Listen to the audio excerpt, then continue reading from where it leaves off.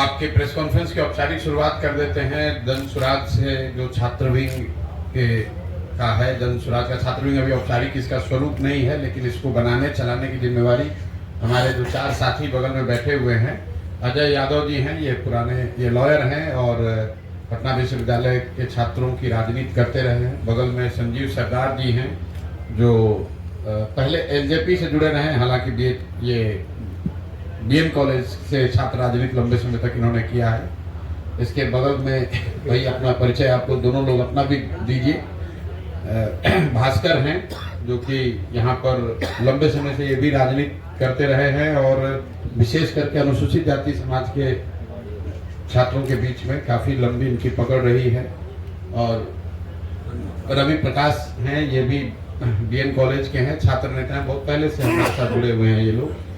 अब यही लोग, अच्छा इम्तियाज साहब भी हैं, देखा नहीं मैंने आपको, इम्तियाज साहब भी हैं। ये पूरा जो चुनाव है यही 5 लोग इन्हीं के सक्रियता से और इन्हीं के मार्गदर्शन में लोग लड़ रहे हैं, क्योंकि पिछले 2 साल में तो हम लोग चुनाव नहीं लड़े हैं पटना यूनिवर्सिटी का, लेकिन इन छात्र साथियों से मेरा 2014-15 से संपर्क रहा है और इन लोगों की अपनी सोच रही है कि दल बनने के बाद पटना यूनिवर्सिटी का चूंकि पहली बार चुनाव हो रहा है तो जन सुराज को भी चुनाव लड़ना चाहिए। जैसा कि 5 साथियों ने अपना परिचय दिया, बताया कि जन सुराज की ओर से पैनल के 5 पोस्ट के लिए जन सुराज की ओर से औपचारिक रूप से उम्मीदवारों की घोषणा की गई है। मैं चाहूँगा कि किन विषयों पर जन सुराज पटना यूनिवर्सिटी का चुनाव लड़ रहा है, इस पर अजय जी और संजीव सरदार जो अपनी बात रखना चाहते हैं वो रख लेंगे, उसके बाद आपके जो सवाल होंगे वो ले लेंगे। सबसे हमारे 15-20 साल से आप सभी साथी यहाँ जानते होंगे कि हमारे भाई संजीव सरदार जी राजनीति कर रहे हैं, इनको एक लंबा अनुभव है और हम चाहेंगे कि संजीव सरदार जी से ही शुरू करें तो ज़्यादा बेहतर हो। संजीव सरदार जी से हम शुरू करना चाहते हैं। जहाँ तक जन सुराज से हम लोगों के जुड़ने की बात है, प्रशांत किशोर जी पटना विश्वविद्यालय के साइंस कॉलेज से 11th और 12th किए हैं। एक अच्छा रिश्ता रहा है और हम लोगों का बड़े भाई छोटे भाई का रिश्ता रहा है। पटना विश्वविद्यालय का जो इतिहास रहा है आप सब लोग उससे वाकिफ हैं। इक्स ऑफ ऑक्सफोर्ड कहा जाने वाला पटना विश्वविद्यालय आज मरणासन की स्थिति में है। इसके जिम्मेवार कौन है और पटना विश्वविद्यालय की बदहाली का जिम्मा कौन लेगा? इसे हम सेंट्रल यूनिवर्सिटी बनाने चले थे और आज हम इसे मरणासन की स्थिति में छोड़ दिए हैं। ये बुनियादी सवाल है।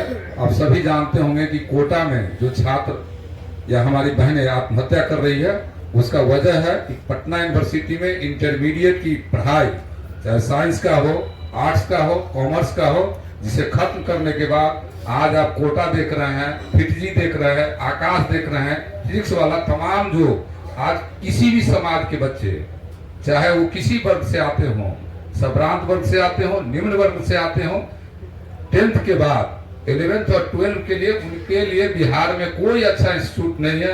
एक अच्छा यूनिवर्सिटी था पटना विश्वविद्यालय, जिसमें छात्र से ज्यादा उनके माता पिता और ग्रामीण गौरवान्वित महसूस करते थे कि हमारा बेटा पटना साइंस कॉलेज में पढ़ रहा है, हमारा बेटा पटना कॉलेज में पढ़ रहा है, हमारा बेटा वाणिज्य कॉलेज में पढ़ रहा है, हमारा बेटा बीएन कॉलेज में पढ़ रहा है, हमारी बेटी पीडब्ल्यूसी में पढ़ रही है, हमारी बेटी मगध महिला में पढ़ रही है। लेकिन आज क्या स्थिति है? दूसरी सबसे बड़ी बात है कि पटना विश्वविद्यालय का जो एक कोटा होता था बीएड में, वो बीएड कॉलेज हमारा खत्म हो गया। एलएलबी में हमारा कोटा होता था रिजर्वेशन पटना विश्वविद्यालय का, वो खत्म हो गया। हमारा एक इंजीनियरिंग कॉलेज था जिसे एनआईटी में कन्वर्ट कर दिया गया, एनआईटी बीटा में शिफ्ट हो गया। तो इंजीनियरिंग कॉलेज को हमको वापस कर देना चाहिए। पीएमसीएच के बारे में आप लोग सब जानते हैं।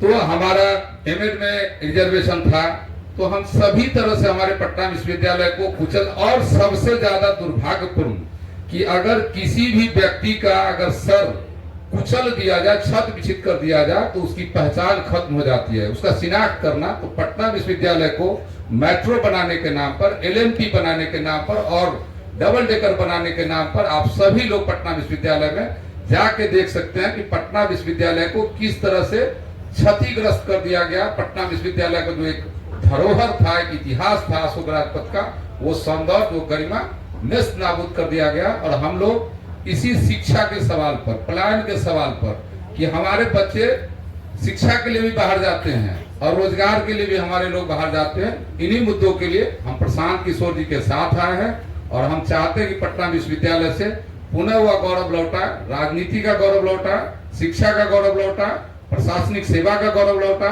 सब क्षेत्र में आप लोगों के सहयोग से, आप लोगों के सुझाव से हम चाहते हैं कि सभी पत्रकार जो हमारे भाई हैं, अभिभावक हैं प्रिंट और इलेक्ट्रॉनिक मीडिया के, वो इस बिहार के भविष्य के लिए आप अपना भी सहयोग दें और अपना भी आशीर्वाद दें। मैं इन्हीं शब्दों के साथ अपनी बात खत्म करता हूं। अपने भाई संजीव सरदार जी से मैं आग्रह करता हूं कि वो अपनी बात रखें। पटना विश्वविद्यालय में होने जा रहा छात्र संघ चुनाव ये पूरे बिहार की दशा दिशा तय करेगी।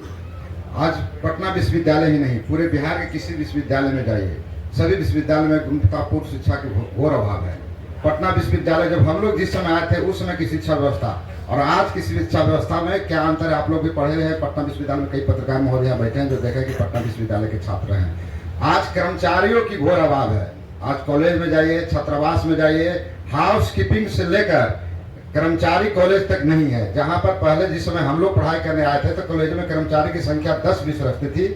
आज उस कॉलेज में 2 कर्मचारी के बदौलत पूरा कॉलेज चल रहा है।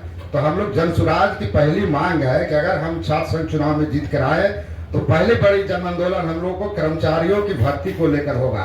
जो पटना विश्वविद्यालय में कर्मचारी की घोर अभाव है, कर्मचारियों के अभाव के कारण आप सेमेस्टर सिस्टम लागू कर दिए। हमेशा छात्र जो है पढ़ाई से ज्यादा फॉर्म भरने पर ध्यान दे रहे हैं। आप जाइए कॉलेज में तो कर्मचारी कहेंगे कि पढ़ाई का कहाँ माहौल है, दिन भर तो हम लोग फार्म भरने में ही व्यस्त रहते हैं।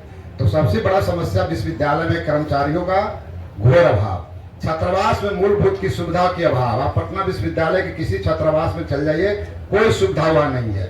नहीं तो हाउस कीपिंग मिलेगा, नहीं तो गार्ड मिलेगा, नहीं तो छात्रों के लिए मैगजीन मिलेगी, नहीं लाइब्रेरी की व्यवस्था है। आप चल जाइए साइंस डिपार्टमेंट में या साइंस कॉलेज हो या बीएन कॉलेज, किसी भी लैब में चल जाइए, सही सुचारू रूप से लैब की व्यवस्था नहीं है। जिस कॉलेज विश्वविद्यालय में सुचारू रूप से जहां लैब नहीं चल रहा है उस विश्वविद्यालय में पढ़ने वाले छात्र से क्या आप आशा रखते हैं कि क्या वो डॉक्टर इंजीनियर बन सकता है? तो सबसे बड़ी समस्या छोटी छोटी समस्या जो विश्वविद्यालय में है जिस पर बिहार सरकार की कोई ध्यान नहीं है। इस मांग को लेकर, छात्रों के छोटी छोटी बुनियादी को मांग को लेकर जन सुराज अपना एक जन आंदोलन चलाएगी। तमाम चुनाव जीतने के बाद जितनी भी छोटी छोटी समस्या है इसको हम लोग पूरा करेंगे।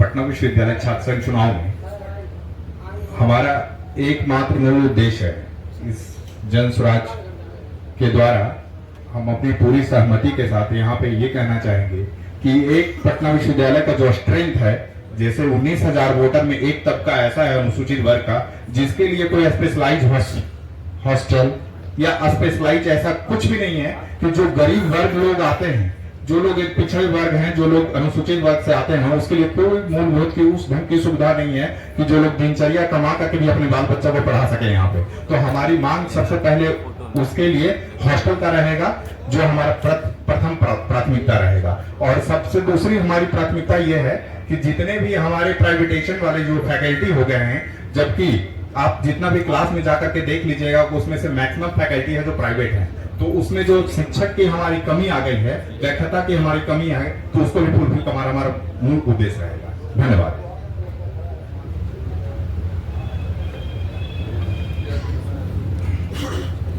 सभी साथियों का फिर से एक बार मैं धन्यवाद कर रहा हूं और मेरी आशा अपेक्षा है कि जन स्वराज परिवार की ओर से 5 युवा साथी जो पटना विश्वविद्यालय में चुनाव लड़ने जा रहे हैं, इनको हम लोग जन स्वराज परिवार की ओर से शुभकामना दे रहे हैं। हम लोग जो भी थोड़ी बहुत मदद अपनी साइड से कर पाएंगे, हम लोग की आशा और विश्वास है कि ये लोग जीत कर आएँ, अपने लिए, अपने विश्वविद्यालय के लिए, छात्र साथियों के लिए और पटना यूनिवर्सिटी और बिहार के लिए कुछ अच्छा करें।